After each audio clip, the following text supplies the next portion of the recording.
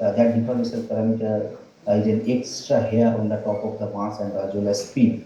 And there are few observational bound on that deformation parameter.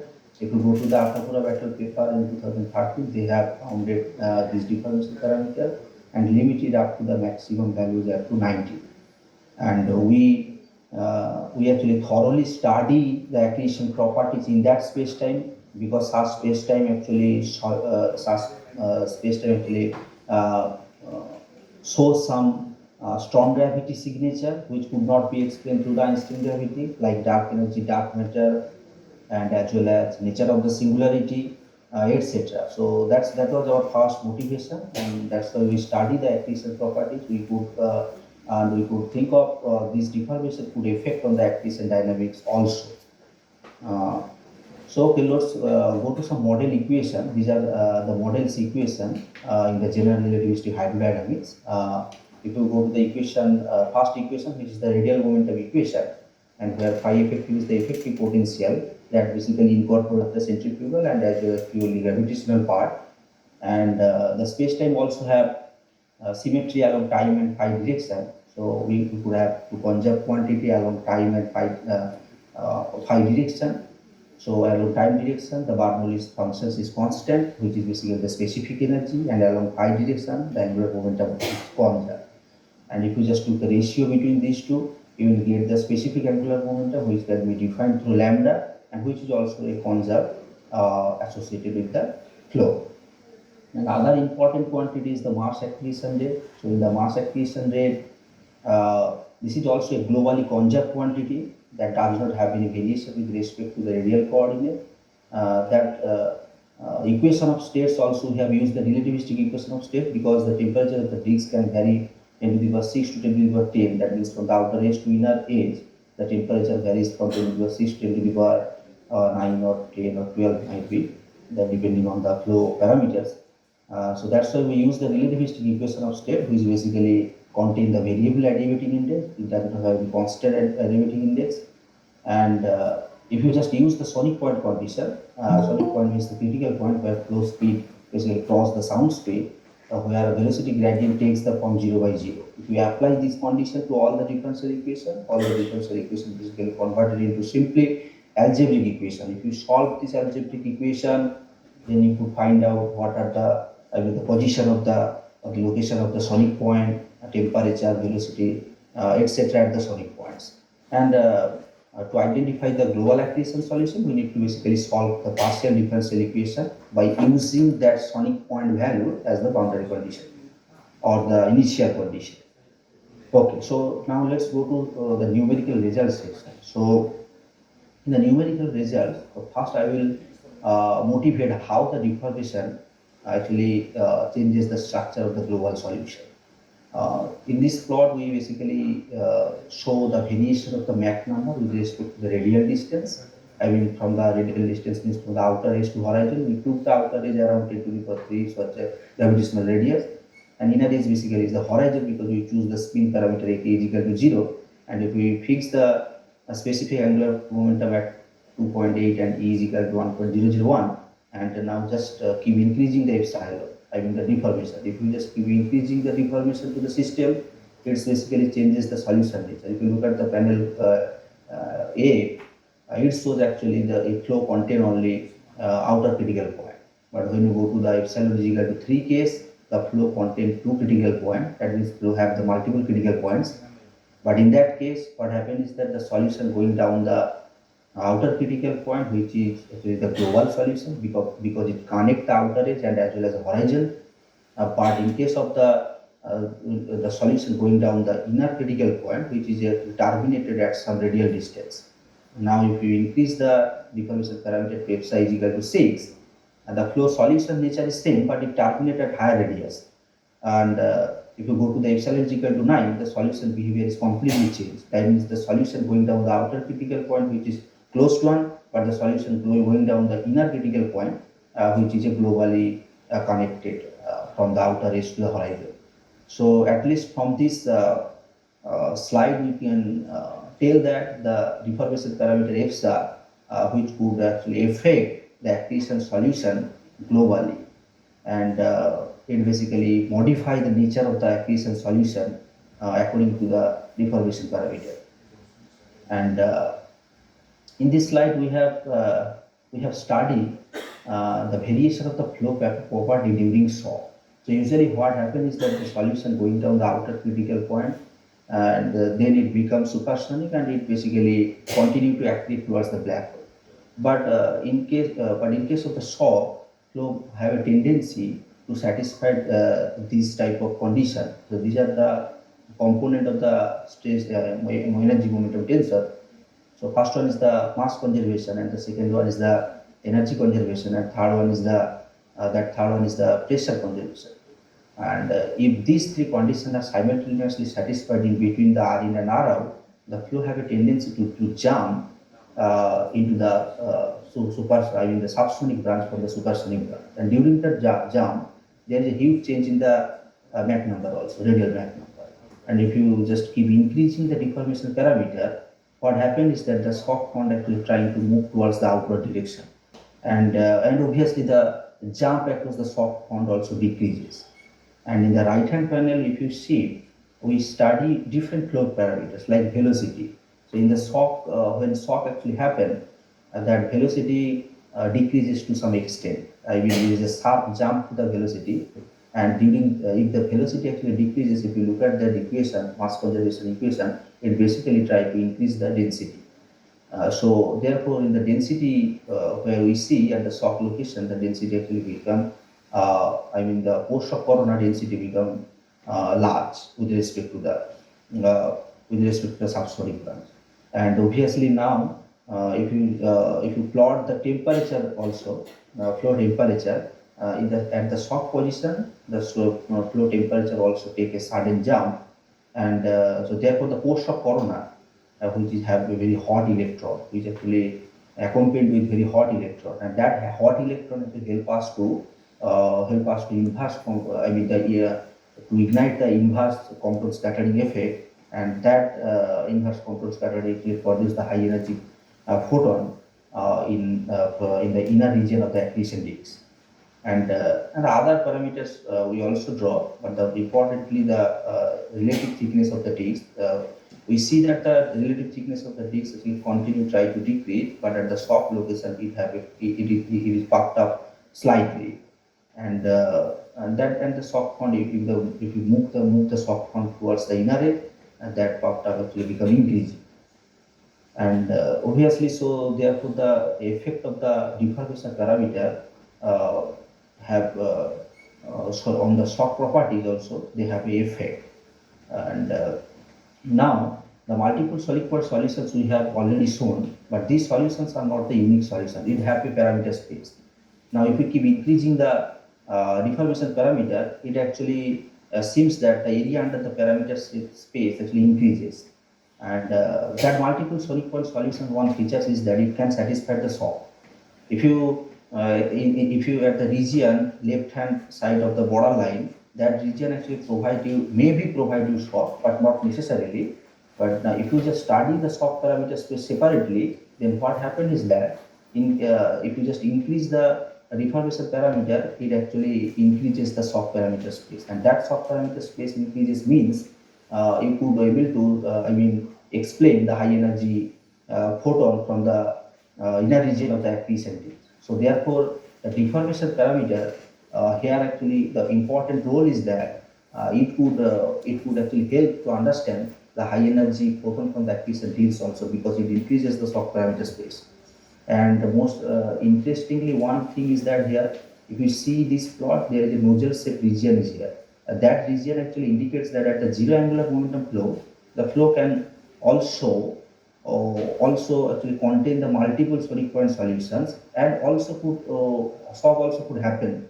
So that's what in the next slide we have studied the zero angular momentum accretion flow and try to see what happened when the zero angular momentum flow contain the multiple sonic point solution. So here we choose the spin parameter ak is equal to 0 and the specific energy 1.0225, and set the lambda is equal to 0, and try to increase the deformation parameter very smoothly from 0 to up to the maximum value. So what could we see? Initially it have the solution actually going through the outer critical point only, but when the deformation parameter become epsilon is equal to 16, it have a soft solutions. That means the solution going down the both inner and outer critical point too. So therefore, the deformation actually promoting such type, I mean the soft transition for zero angular momentum flow, which we have reported first time in the literature. Nobody have previously reported that, but we could find the zero angular momentum flow can satisfy the soft transition.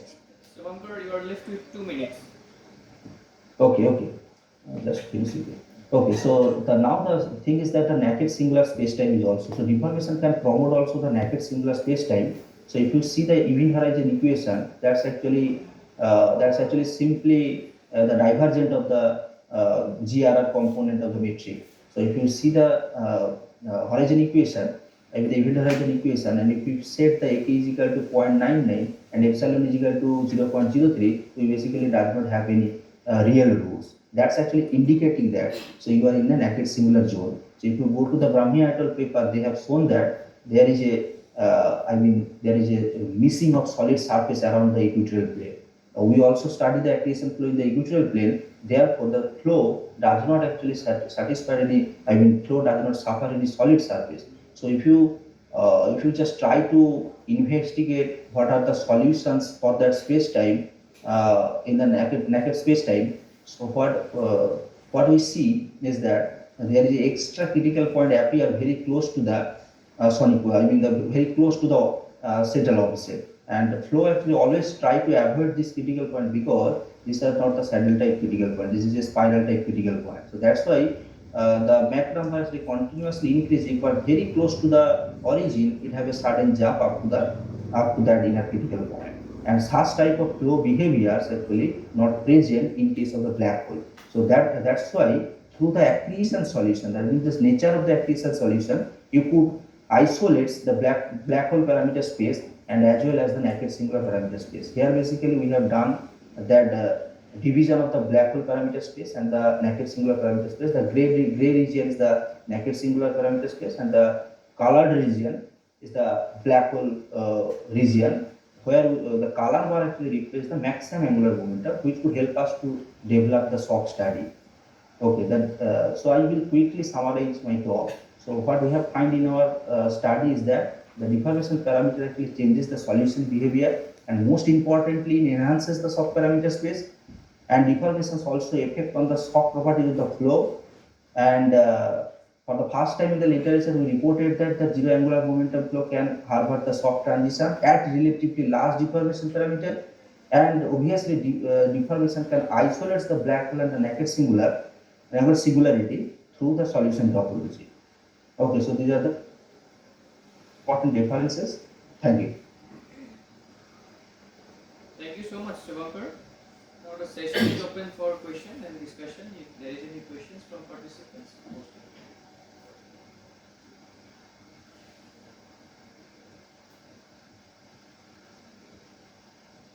online participants, do you have any questions?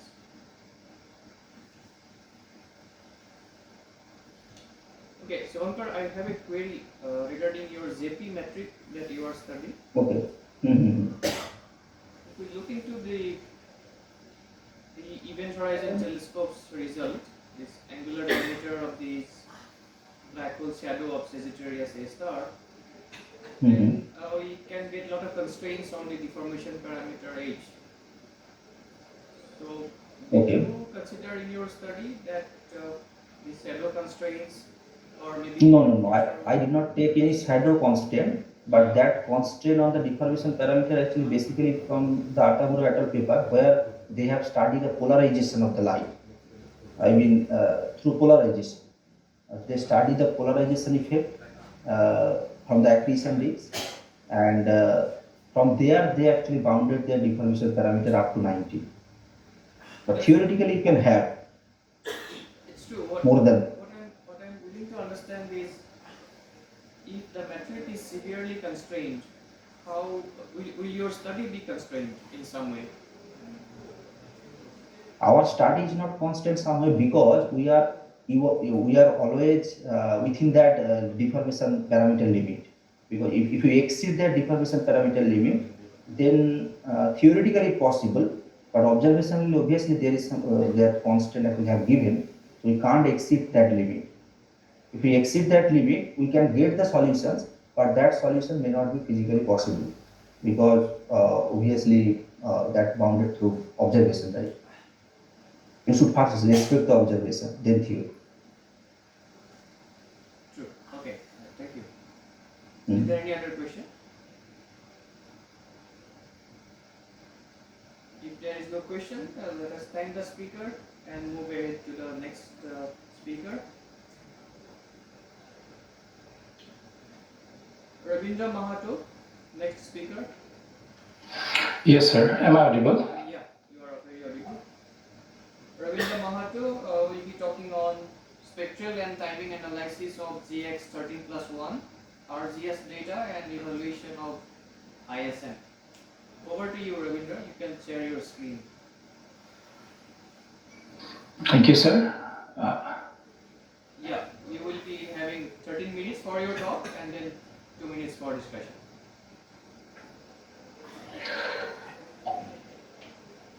Is it visible, sir? Yeah, please share your screen. Is it visible, sir? Yeah, it's visible now. Okay, thank you. Good afternoon, Chairman, sir, and respected professor and research scholar online.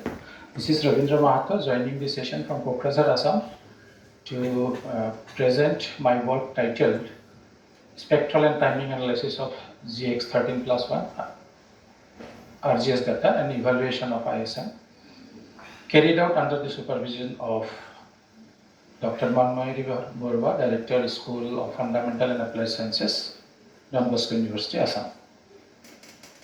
So my primary objective of my work is to study interstellar medium by timing and spectral analysis of reflection grating spectrometer data of neutron star low mass X-ray binary recorded in XMM Newton Space Observatory.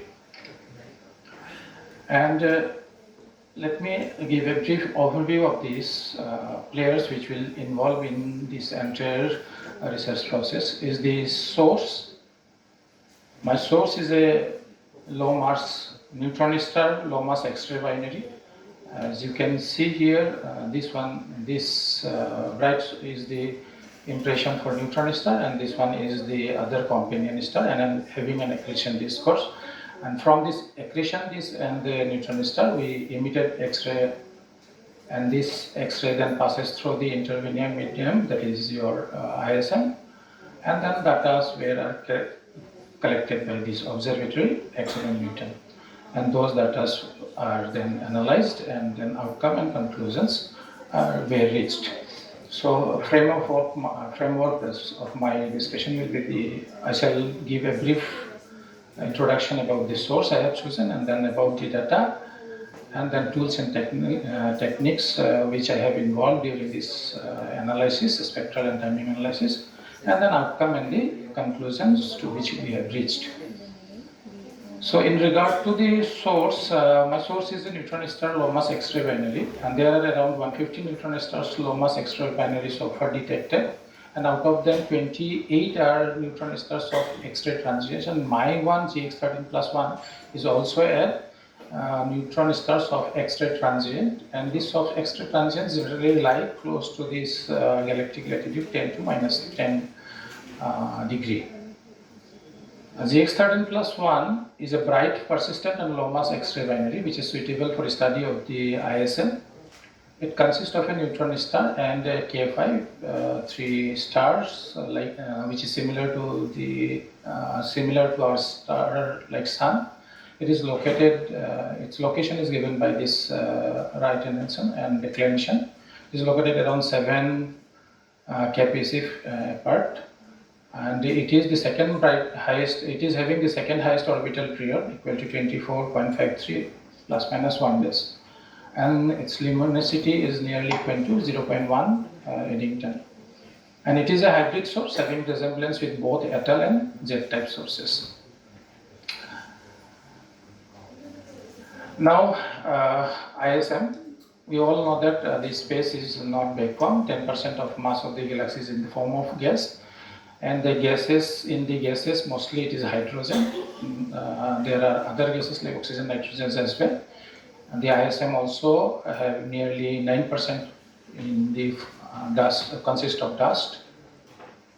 The gaseous components are again in multiphase, having a wide range of temperature and density, and it is distributed as molecular clouds, neutral hydrogen, intercloud medium, coronal gas, having temperatures ranging from 10 Kelvin to 10 to the power 7 Kelvin, 7 Kelvin. Similarly, molecules and neutral gas in cold phase have ranges 10 to the power 2 to 10 to the power 6 per centimeter cube to 20 to 50 centimeter per centimeter cube, and so on the others.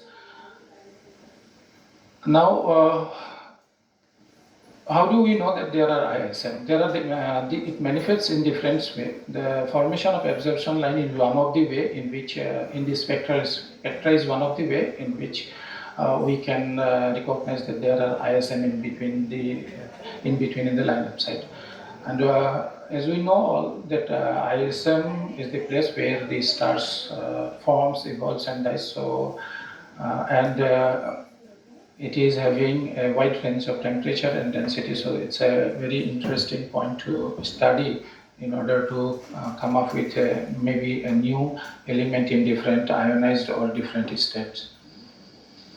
And in regard to the observatory, this picture I have plotted because just to show that these are the two RGS cameras which records data in the soft energy range, and data recorded by these RGS cameras actually I have utilized to carry out my research.